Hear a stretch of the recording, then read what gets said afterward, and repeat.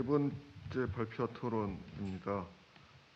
이번 주제는 한반도 평화 프로세스와 사회적 평화라는 주제로 서울대 통일평화연구원의 김학태 교수님이 발표해 주시겠습니다.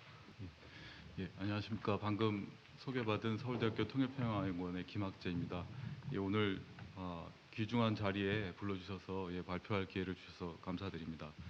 첫 번째 세션에서 앞서 황지한 선생님과 김동혁 선생님이 군사적 부분과 또 외교적 부분에 있어서 평화 프로세스에 대한 전망과 쟁점을 얘기해 주셨다면, 저한테 주어진 발표 주제는 평화 프로세스와 사회적 평화라는 주제인데요.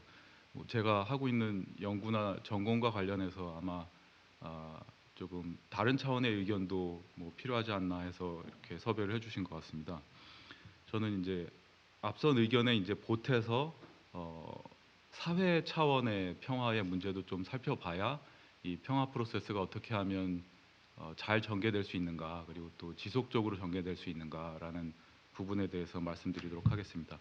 준비한 자료가 있어서 자료를 공유하면서 말씀드리도록 하겠습니다. 이 사회적 평화라는 개념을 제가 연구하면서 좀 사용하고 개념을 정의하려고 하고 그쪽으로 연구를 하려고 노력을 했는데요.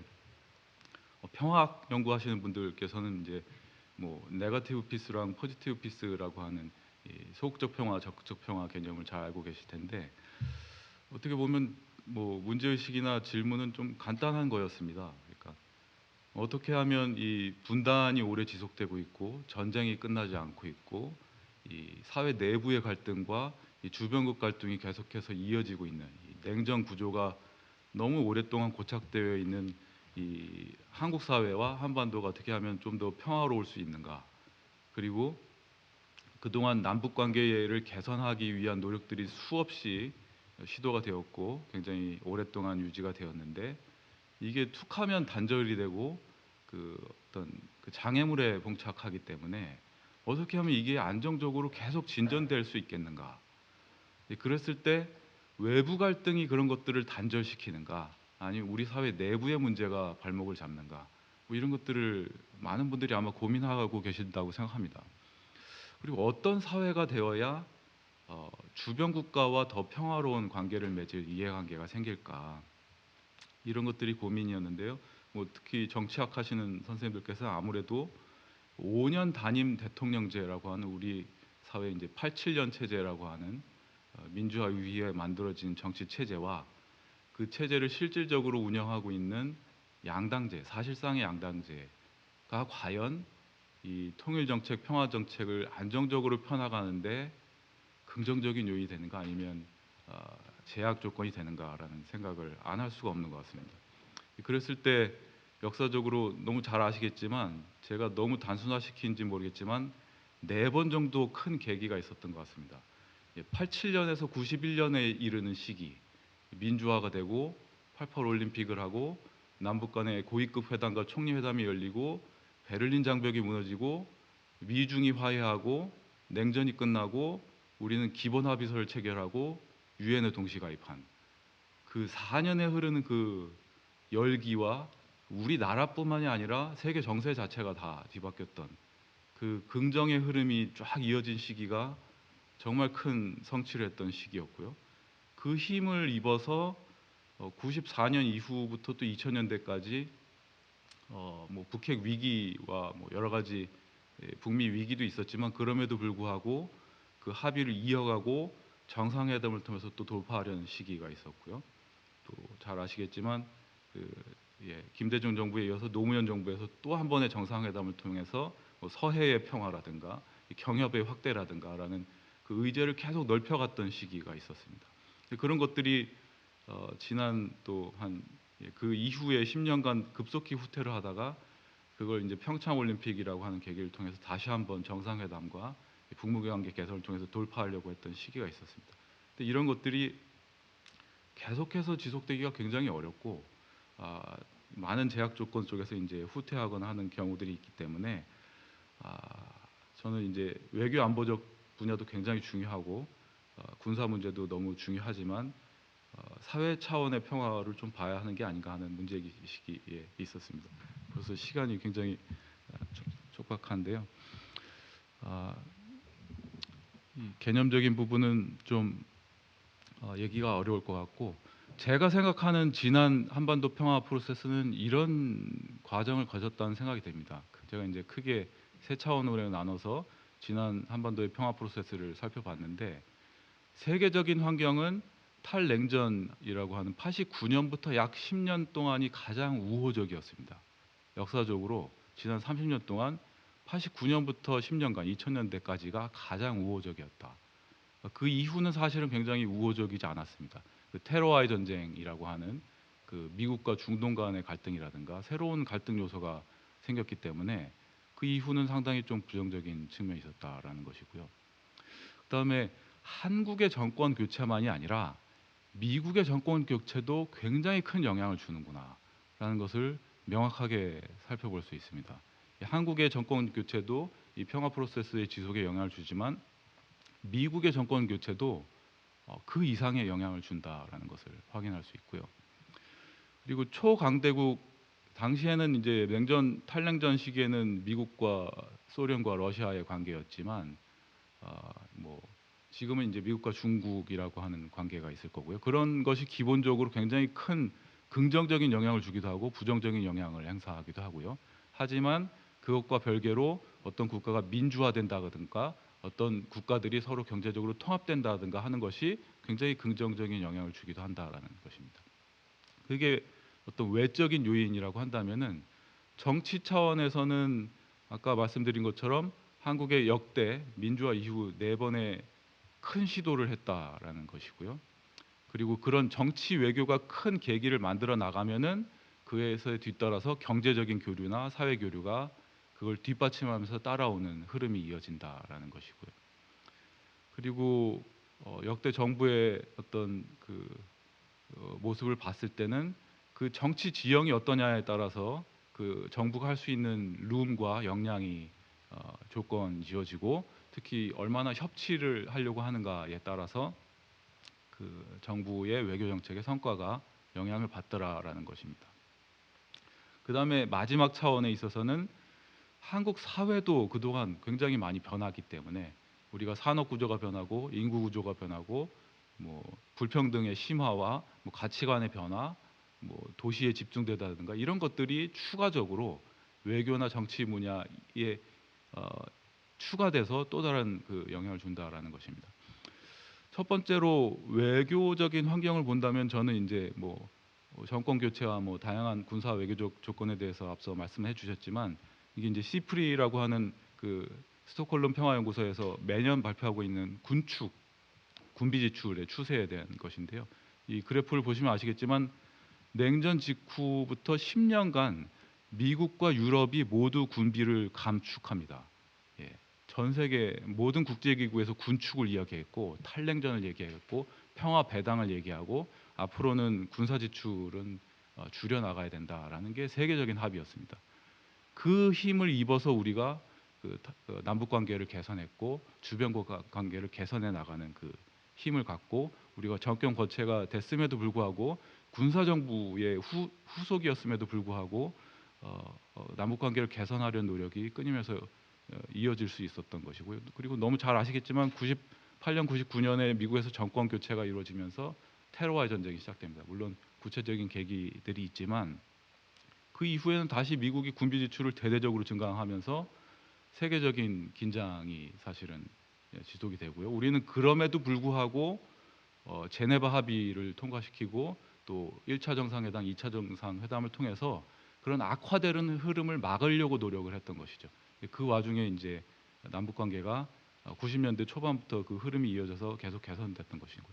근데 그런 것들이 2000년대 후반 오바마 정부에서 다시 군비를 지출하고 이라크의 전쟁을 끝내고 이런 그 오바마 케어를 하고 그러니까 군비를 줄이고 사회복지를 증가시키려는 흐름으로 이루어졌다가 보시다시피 2017년, 18년 이후 트럼프 정부에서 다시 군비 지출이 증가하는 양상이었던 거죠.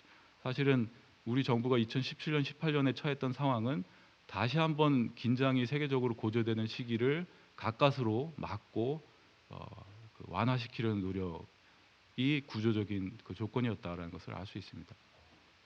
그리고 저는 좀 시각적으로 이렇게 남북 관계 그동안 얼마나 좋아질 수 있었는가를 보여드리려고 이렇게 노력을 했는데 그것을 저희 통일평화연구원에서 만들고 있는 남북 통합 지수를 통해서 살펴보시면은 이게 주황색이 정치 관계고요, 이 파란색이 경제 관계고 나머지가 이제 사회 문화 관계인데 크게 4번의 꼭지점이 만들어지는 것을 보실 수 있습니다. 90년대 초반 확 좋아지고요. 남북한이 동시 가입하고 정치가 뚫으니까 경제 사회가 따라오고요.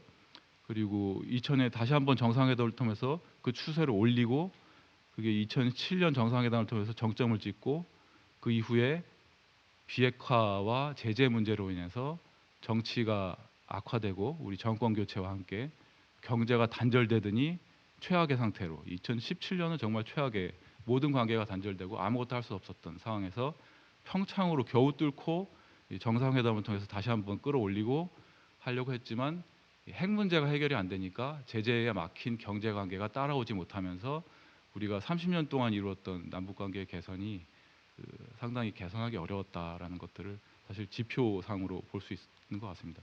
그것이 이제 제가 생각하는 한반도 평화 프로세스의 30년간의 어떤 상황이라고 할 수 있고요. 저는 사회적 평화를 얘기하면서는 이 외교 관계는 우리가 뭐 좌지우지할 수 있는 것이 아니기 때문에 최대한 외교적인 노력은 하지만 우리가 할 수 있는 이 정치와 경제와 사회 부분에 있어서 어떤 것이 뒷받침되어야만 이 최대한 이 평화 프로세스를 지속적으로 할 수 있다라는 부분이 이 사회적 평화의 차원이라고 생각을 했습니다. 그래서 첫 번째는 정치 차원의 부분이 어떻게 되어야만 이 통일 정책과 평화 프로세스가 지속될 수 있는가 하는 것인데요. 통일평화연구원에서 통일의식조사라는 것을 하고 있는데요.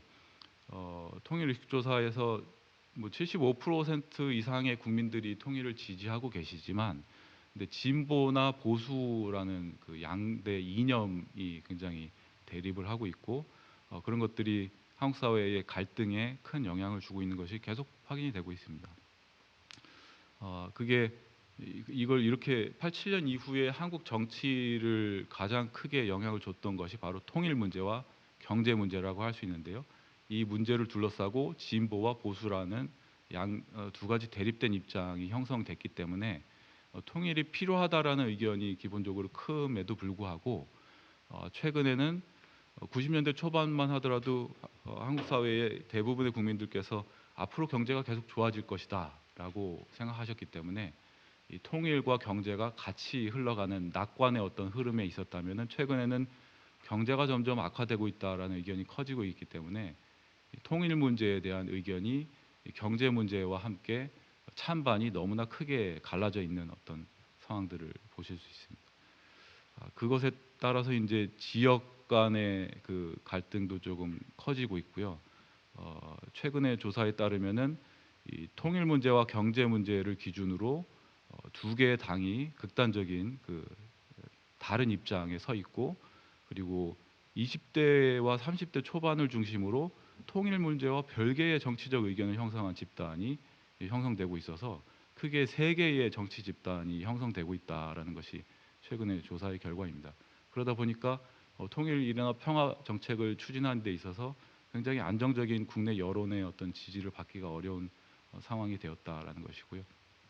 그것이 시간 관계상 어쨌건 앞으로 어떤 상황이 좋아질 때 어떤 정치 지형이 만들어질까도 사실은 고려하면서 이 국내의 정치와 또 협치나 이런 것의 토대가 필요한 시점이 되었다라는 생각이 듭니다. 앞으로 점점 새로운 세대의 입장이 더 중요해질 것이고 그 상황이 제로섬적인 정치 갈등의 구조에 놓여 있는 한 5년 단임제의 한계 속에서는 지속적인 평화 프로세스를 추진하기가 상당히 어렵다. 물론 주어진 조건 안에서도 최대한 초당적인 협치를 위한 노력을 함에 따라서 그 안정성이 담보될 수 있지만 구조적으로는 사실 좀 많은 변화가 이루어지고 있다라는 것입니다. 그 다음으로는 이제 사회 변동이 만들어내는 그 평화 프로세스에 대한 지지 부분인데요. 시간이 많지 않기 때문에 우리 사회가 90년대 초반에 비하면 GDP의 성장이라든가 뭐 모든 면에 있어서 너무나 많은 사회 변화가 발생했습니다. 우리 사회가 이제 세계적으로 가장 무역 의존도가 높은 나라 중에 하나고, 그리고 세계적으로 많은 국가들이 시장 개방을 함에 따라서 이주민이 들어오는 것에 대한 큰 반발이 형성되는 시기가 지난 한 10년 동안 세계적으로 이어졌고, 그런 것들이 우리 사회에도 영향을 주고 있다라는 것입니다. 경제 성장을 함에 따라서 고령화가 늘어나고, 제조업에 종사하는 비중보다 서비스업에 종사하는 비중이 커지고, 불평등이 심화되는 어떤 모습이 한국 사회도 그대로 나타나고 있다. 그런 것들이 다소 폐쇄적인 어떤 마음, 그리고 뭐 오늘날 문제가 되고 있는 어떤 정치 혐오라든가 이런 것들의 사회 경제적 배경이 되고 있다. 거기에 추가로 한국에서는 인구 감소가 세계적으로 가장 급격하게 일어나고 있고, 그것이 수도권 집중과 부동산 문제로 연결되기 때문에 이런 사회 변화에 대응하기 위한 정치적인 노력도 대외적인 평화 프로세스에 못지않게 중요한 상황이 되어 있다. 그런 것들이 최근에 출산율 급락이라든가 부동산 양극화라든가 세대 갈등이라든가 이런 것들을 고려하면은 장기적으로는 한국은 분권을 지속적으로 추진하지 않으면은 이 정치 갈등과 사회 갈등이 이 외부와의 관계를 개선하는데 우호적이지 않은 환경이 형성될 수 있다는 것입니다. 시간이 이미 초과했기 때문에 결론적으로는 미중 갈등과 관련된 평화 프로세스, 그리고 우리 정치 구조와 관련된 대통령제, 양당제를 어떤 양극화를 막을 수 있는 협치 내지는 중도 정치 혹은 권력 구조 개편까지를 포함하는 정치적인 안정화를 고려한 프로세스가 필요하고, 사회 차원에서는 도시와 지역의 격차라든가 주거와 교육의 격차, 분권의 문제와 같은 사회적 프로세스가 동시에 필요하다라는 것이고요.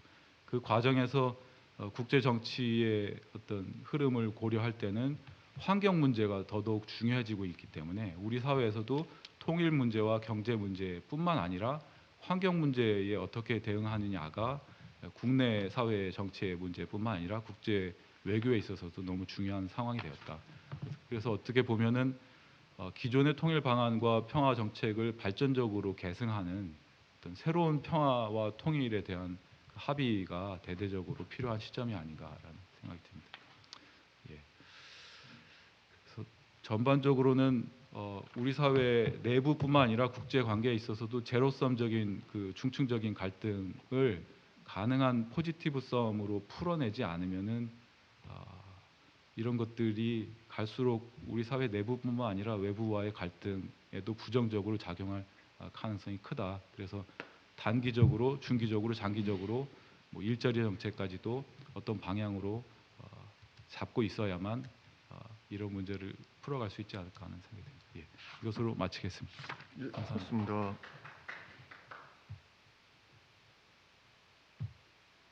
좀 개인적으로 2050 한반도 탄소 중립으로 가자. 그러니까 기존 남북 협력 모델에 대한 일종의 발상의 전환인데 될지 안 될지 잘 모르겠는데 어쨌든 근데 윤철 교수님 포기하기 전에 두 가지, 그러니까 앞에 문제의식 부분에 있는, 그러니까 여기에 대한 요즘 막 던지고 있는 얘기 중에 하나가, 아무리 사회적으로 평화가 오면 밖으로는 훨씬 더 비평화적이다는 게 게임 이론가들과 국제 정치학자들의 주장이고요. 또 하나 제가 고민하고 있는 가설은 민주화가 자율적인 외교안보 정책을 추구하는데 저해 요인이다라는 굉장히 위험한 가설을 또 던지고 있는데 좀 네. 그 토론은 서울교육대학의 윤철기 교수님이 해주시겠습니다. 10분 안에 해야지 12시에 끝날 것 같습니다. 예, 소개받은 윤철기입니다. 제가 김학재 교수님을 사실 이렇게 공식적인 토론 석상에서 뵙는 건 처음인 것 같습니다. 사실 예전에 베를린에서 한번 뵙고 좀 뵀는데 제가 김학철 교수님한테 좀 배울 게 많을 것 같아서 이번에 조금 바쁘신데도 불구하고 제가 모셨고 와주셔서 정말 감사합니다. 그리고 또 역시 많이 배웠습니다. 근데 이제 제가 김학철 교수님한테 좀 질문 드리고 싶은 내용은 우선 이 어떤 지금 한국 사회의 어떤 갈등의 요소들 그리고 어떤 그 갈등의 요소들 가운데 어떤 구조적인 측면들에 대한 부분들에 대해서 문제를 좀 여쭙고 싶습니다. 그러니까 어떤 것이냐면 한국 사회에서 어떤 사회적 평화를 이야기하기 위해서 우리 사회의 어떤 그 갈등의 원인들을 규명하는 게 중요할 것 같습니다. 근데 이 갈등의 요인들은 지금 김학재 교수님이 중점적으로 다루는 부분들은 어쨌든 한반도 평화 프로세스와 관련된 문제들인 것 같습니다. 그러나 발표 후반부에 보시면은 이제 그 출산율이라든지 경제적 불평등이라든지 이런 문제들과 관련되어서 또 논의가 되는데 이 부분과 사실 평화 프로세스가 연결되기보다는 어쩌면 지금 한국 자본주의와 세계 자본주의의 변화와 연결이 되어 있는 것이 아닌가 싶은 생각이 듭니다.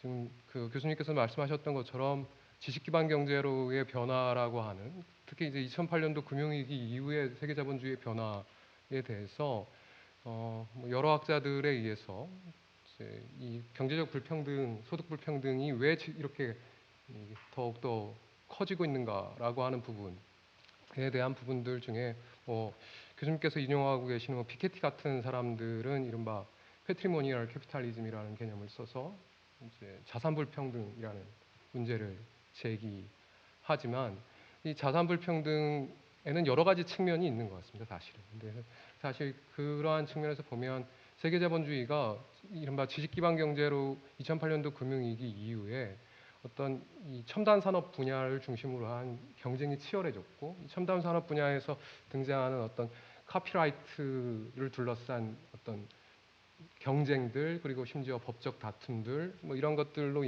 인해서 자연스럽게 이 노동시장 자체가 구조적으로 변했고 노동시장이 구조적으로 변하면서 이 노동시장에서 안정적인 소득을 가질 수 있는 행위자들, 개인들이 대단히 적어졌다는 거죠, 사실은. 이것은 한국 사회뿐만 아니라 세계 사회 전체가 그러한 것 같습니다, 사실은. 이러한 측면들은 우리 사회에서도 마찬가지고 지금 지난 지자체 보궐선거 이후에 20대 남성들에 대한 이야기들을 많이 하고 우리 사회에서 이 젊은 층들의 어떤 문제의식에 대해서 공감하지 않으면서 사실 공감하는 척하는 일들이 많이 있는데 그 중에 한 가지가 이 20대가 처한 노동시장의 그 문턱들 너무 높아진 그 문턱들에 대해서 제대로 이야기하지 않았던 측면들이 있는 것 같습니다. 그리고 이것은 사실은 세계 자본주의의 변화라고 하는 구조적인 변화이기 때문에 한국 자본주의가 스스로 해결할 수 없는 측면이고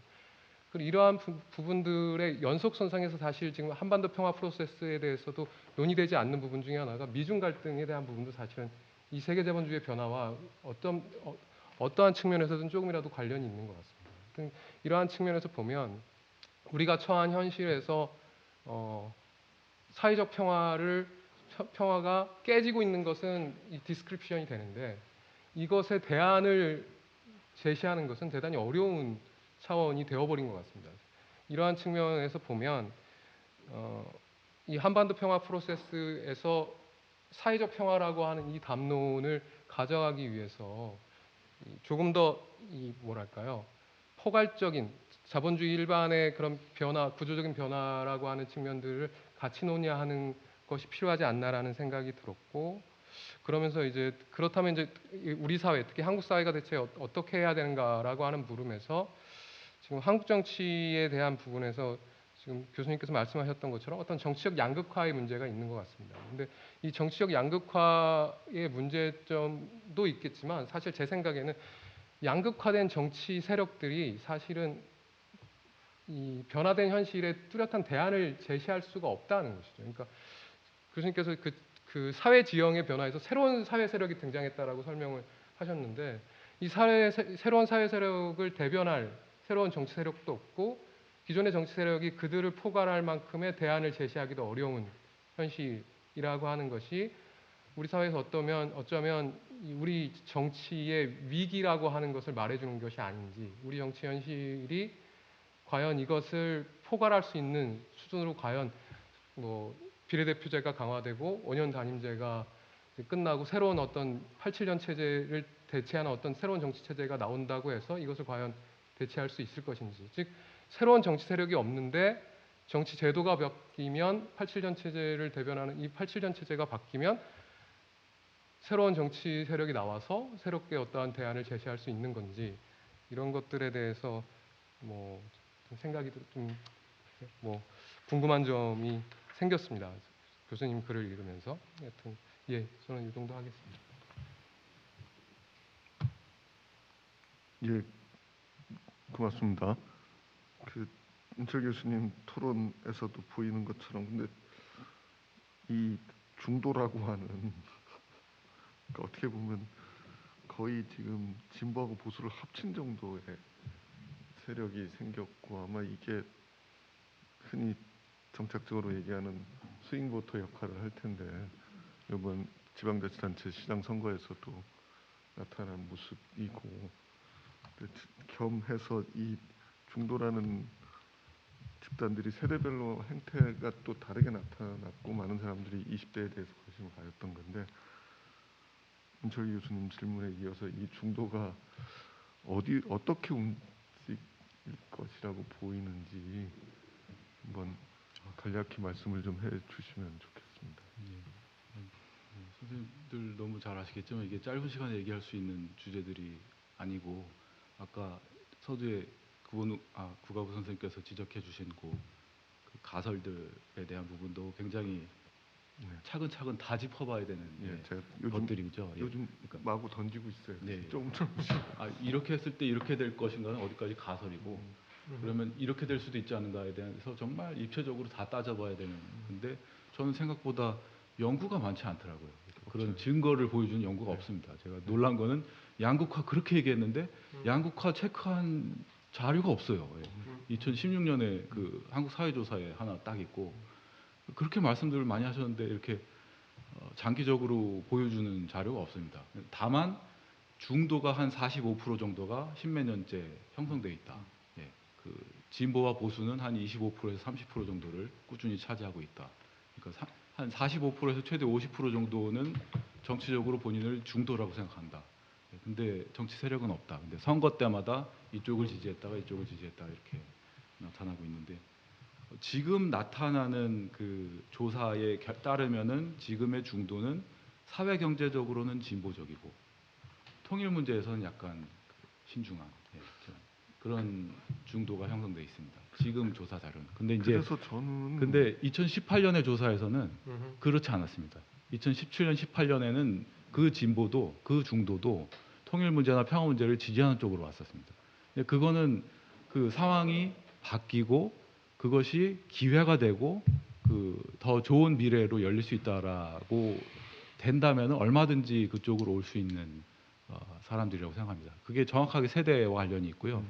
그러니까 남북 관계가 안 좋아지면 바로 마음이 식는 게 2030이었습니다.